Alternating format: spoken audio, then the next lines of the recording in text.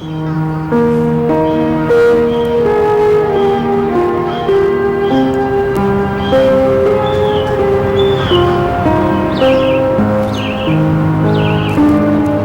gently laces its way through the din of downtown, the congestion of the Jamaica Way, and the three-decker sprawl of Dorchester. It is one of the most renowned urban park systems in the country, Boston's own Emerald Necklace.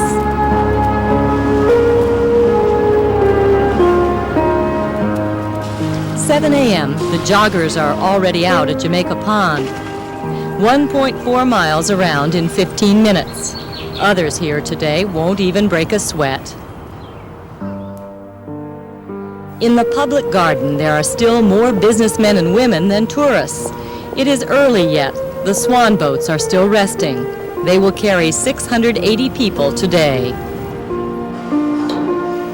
In Franklin Park, maintenance crews head out for another day of pruning, cutting, and cleaning the necklace's 1,100 acres. It is a never-ending job. At Arnold Arboretum, the smoke tree is in bloom. The sounds of the awakening city seem very far away.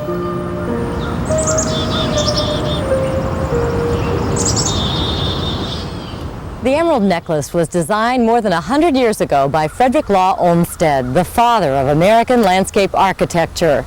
It was the very first metropolitan park system built in this country, and today it is still considered a masterpiece. Olmsted created here in Boston one of the great urban sanctuaries in the world. Mark Premack is the executive director of the Green Space Alliance, a parks advocacy group. Olmsted really sought to do two things with his parks. He sought, on one hand, to create the greatest possible contrast between the inside of the park and the hustle and bustle of the city so that people could have some respite, some contact with the natural world. The other thing was he sought to create places for people to relate to one another in recreation. And we certainly have both of those in abundance in the Emerald Necklace.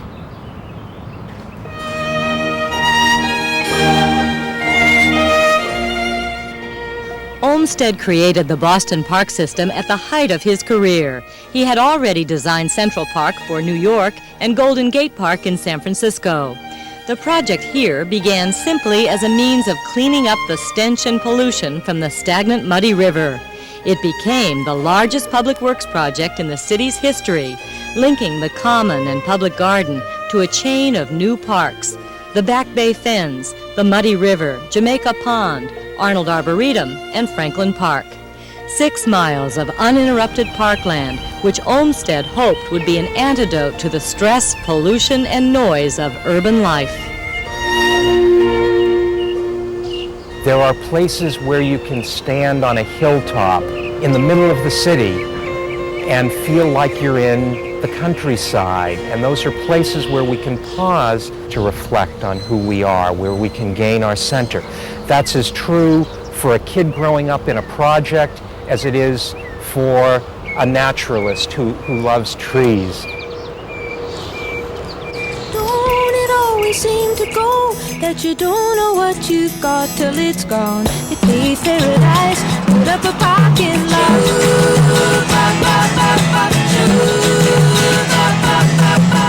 Boston's Emerald Treasure came under attack after World War II. Highways, parking lots, and other harsh urban features cleaved the chain's weak links. Years of neglect and decline made the parks unsafe, overgrown, and run down. The necklace became tarnished. Larry Dwyer is Boston's Parks Commissioner. I think the park system in Boston suffered from the modernization of society, really, after World War II. The automobile became something that was not a luxury item, but over time became something every household possessed, and people began, as the economy improved and the standard of living improved, to be able to have the ability to go to New Hampshire or the Cape or out of the city, regardless of what city it was. And the societal value placed on the park systems in the older cities really deteriorated. They really deteriorated beyond use in a lot of instances in the mid and late 1970s. Today, the Emerald Necklace is on the rebound. Neighborhood groups at each link in the chain refused to abandon the parks and demanded action. The Flynn administration responded, initiating the greatest park revival in the city's history. After 5 years and a nearly $40 million investment, the necklace shines again. In terms of what people see every day when they look at their parks, today what they see is grass that is cut, swings that work, lights that come on and go off when they're supposed to, pathways that can be walked upon, and people, and lots of them, in those parks, using them, enjoying them, and in fact making them a safer place to be. By 11 a.m., the links in Franklin Park are full. In the Fens, Mass College of Art Intro to Painting students capture it. At Jamaica Pond, Stephen Baird has found an audience. Watch my friend Elena twirl around, jump around, throw those hands in the air. Watching my friend Elena all day.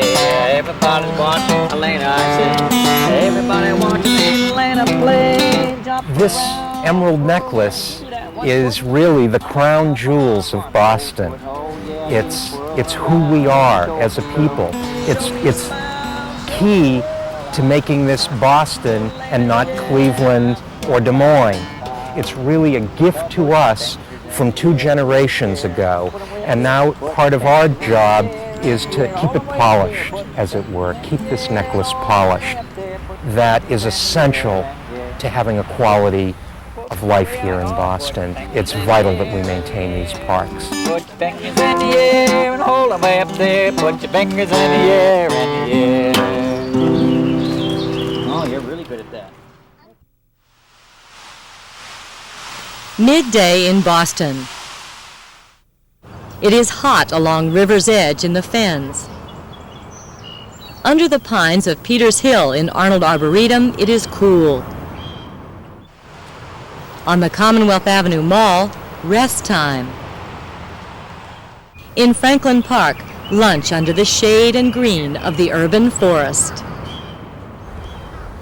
One of the Olmsted era's greatest gifts to Boston is its trees. They offer shade, reduce noise and air pollution, and make this a more livable city. But today, the urban forest is in decline. Little is being done to maintain it. Many of the trees are dying, and some say we are squandering our inheritance.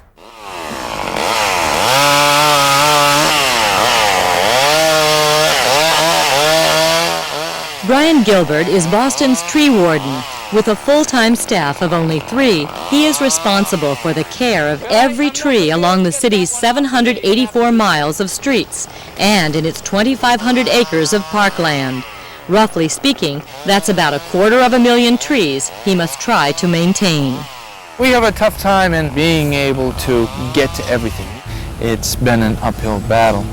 We're losing a lot of trees in the streets. Our environment of the city was a very difficult place for a tree to live. You have to maintain it, just like the garden in someone's backyard. It has to be maintained. To have the trees as healthy as I would like to see them, to come to a point where I say Boston's trees are a healthy forest, it's overwhelming. While many of us take trees for granted, some fear that the days of the venerable oaks and maples arching over the city's streets may be numbered. Years of neglect have placed many of them in peril. Last year, the Parks Department cut down 561 trees, but only planted 70. Even taking into account trees planted by other city agencies, we are losing ground every day.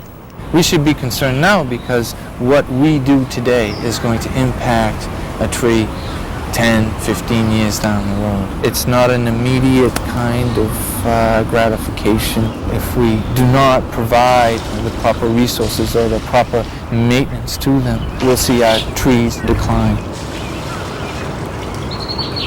More money has just been spent on the Boston Park system than at any other time in its 116-year history. But critics charge that the spending has been unbalanced and short-sighted. Too much for highly visible improvements like ball fields and tot lots. Too little for the long-term investment in the natural landscape. Parents like playgrounds, they say, and trees don't vote.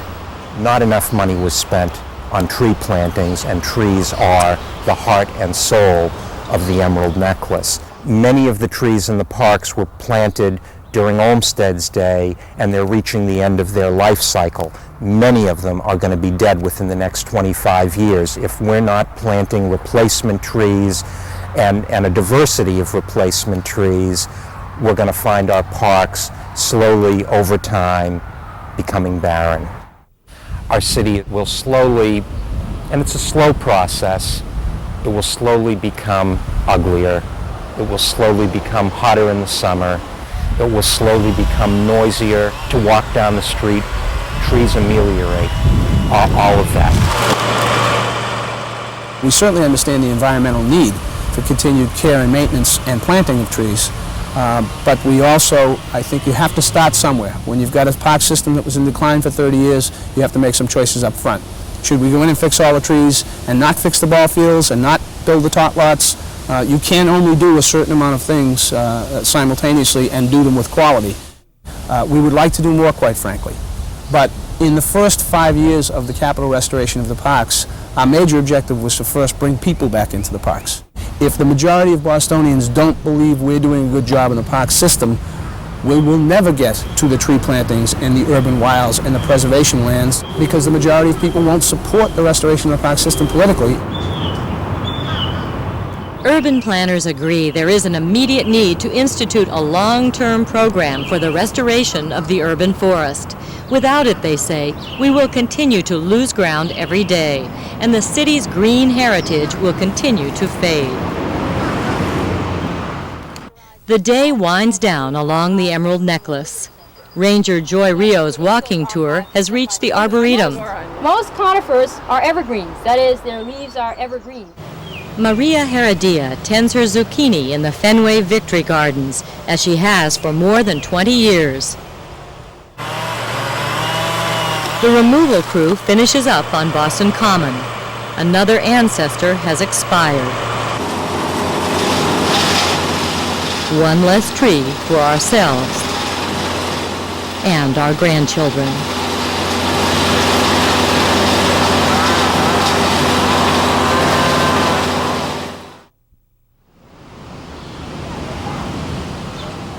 As the day fades in the public garden, the crowds thin under the resigned gaze of Edward Everett Hale.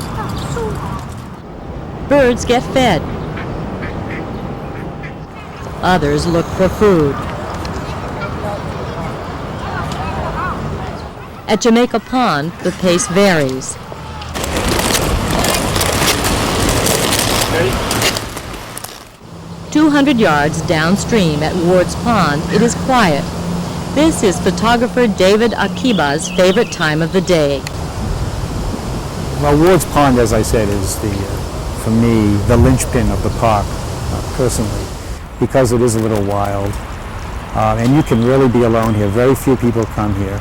You can sit quietly and listen to the pond, to the birds, even to the traffic. That's perfectly okay.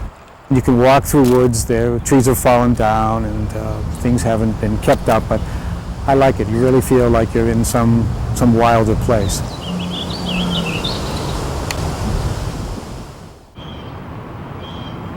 Akiba has been photographing the Emerald Necklace for nearly a decade and is working on a book which he hopes will show others the beauty of the parks. To him, the necklace is a gift from an earlier generation. I think the more I photographed and the more I discovered things in the park, places that were obviously created, the more I became interested in the man who had built the park, because a lot of what he did is hidden. You don't see it unless you really look for it. There are little bridges over a small creek, or a set of stairs that seem to be going nowhere, or a wall holding up the side of a hill that gives you a perfect path, a certain direction. It's really a marvelous creation. It's a work of art.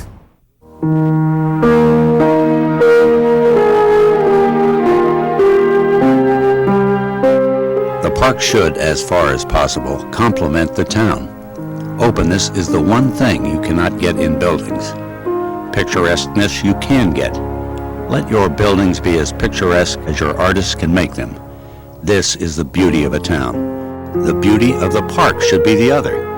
It should be the beauty of the fields, the meadow, of the green pastures and still waters. What we want again is tranquility and rest to the mind. Fredrick Law Olmsted, 1885. Philosophically, he had this sense that the city dweller needs quiet, solace, restfulness, that the life in the city can be irritating and annoying, and that without some kind of respite from that, it would be suffocating. Life in the city would really be suffocating. So to create a park like this, where there are no edges or perimeters, when you're inside of it, you don't see buildings looming up over it. You just see the line of trees and the sky above and the water below. We're damn lucky to have it here, in the middle of the city. I think Olmsted did a wonderful job creating something for everybody, not just for a few people. There are no entrances or exits, there are no fences, there's no admission fee. It's simply a place that anybody can go, and it runs through the heart of the city from the wealthy neighborhoods to the not so wealthy. It is not owned by an elite, it is really everybody's place, and I think it represents the best of the American spirit. Evening approaches. The lights are on above Daisy Field along the Riverway. Hyde Square Wine trails B&C Remodeling 5-2 in the bottom of the third. At the next diamond over, the adults demonstrate that winning isn't everything.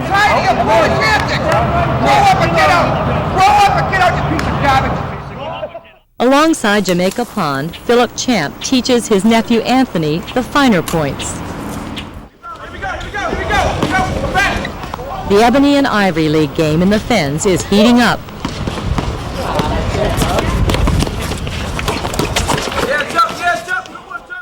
In Franklin Park, it is quiet. The view from Schoolmaster Hill remains.